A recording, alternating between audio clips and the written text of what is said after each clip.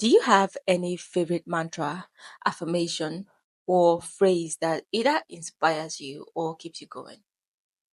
For Cabrini, it was start the mission, the means will come, and stay where you belong. But that was often told to her by men who wanted to quote unquote put her in her place. This episode was inspired by a film I saw recently.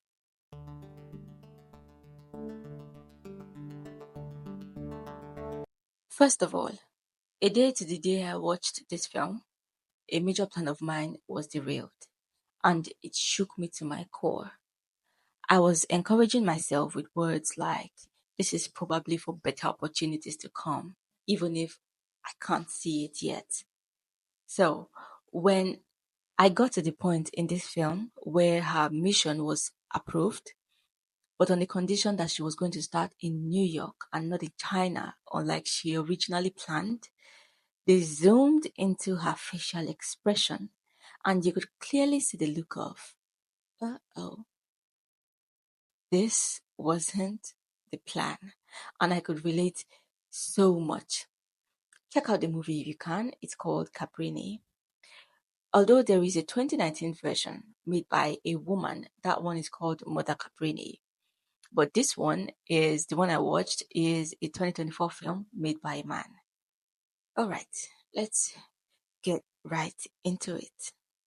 Frances Xavier Cabrini, also known as Mother Cabrini, was an Italian-American Catholic nun who dedicated her life to serving the poor, immigrant, and orphan. She was born on the 15th of July, 1850, in Lodigiano, Italy, to Stella and Agostino Cabrini. She was the 13th child in her family and was born 2 months premature, which made her small and weak throughout her childhood. But even at that, she was drawn to the stories of missionaries and wanted to join a religious order. Cabrini earned a teaching certificate in 1868 and taught in both public and private school between 1871 to 1874. She obtained her teaching certificate from the Daughters of Sacred Heart, which is a religious congregation. But she was rejected from joining them because of her frail health. Now, these were her teachers. That must have hurt. Anyways, guess what she did? She went on to found her own religious congregation. Now, remember, she obtained her certificate from the Daughters of Sacred Heart. So she went and named hers the Institute of the Missionary Sisters of the Sacred Heart of Jesus. She formed this little group with 7 other women in Lodi, Italy. Cabrini's original plan was to go to China as a missionary, which she applied for so many times but was rejected just as many times. Her mission was finally approved when she insisted on meeting the Pope, who also rejected her at first. But Cabrini is a very persuasive person, but in an intriguing way, and the Pope just couldn't help it. Asked to have tea with her, and the rest they say is history. Well, not really.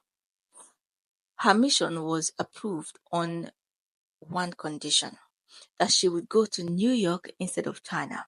The Pope had received heartbreaking news about how poorly the newly arrived immigrants lived. Cabrini and her sisters arrived New York in March 1889. Her mission started in a part of New York called Five Points, where even the police wouldn't dare to go.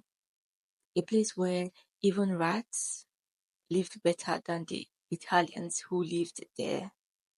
Eventually, with the help of a writer who brought awareness to her and her organization, they were able to move to a better part of New York, which the mayor at the time didn't like one bit. So he conspired to send her packing. I can't even imagine how many times she had this wasn't the planned moment in her life, but found a way to make it work. I won't even lie. This summary doesn't even do her justice. If you can read up on her, please do. If you can't, you can just watch any of these films, Cabrini or Mother Cabrini. She wasn't supposed to live for long. Doctors gave her 3 to 5 years every now and then, but she continued to defy death. She and her missionary sisters went on to found hundreds of hospitals, schools, and aid centers around the world on every continent, including now, including China. And all of her institutions were run by women. She became a US citizen in 1909. She died on December 22, 1917, at the age of 67 in Chicago, and was buried high above the Hudson River. Cabrini was canonized, basically declaring her a saint, in July 7, 1946.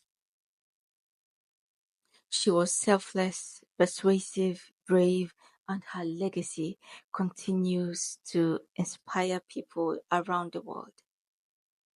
Thank you so much for tuning in. See you next Sunday on another episode. Have a great week. Bye.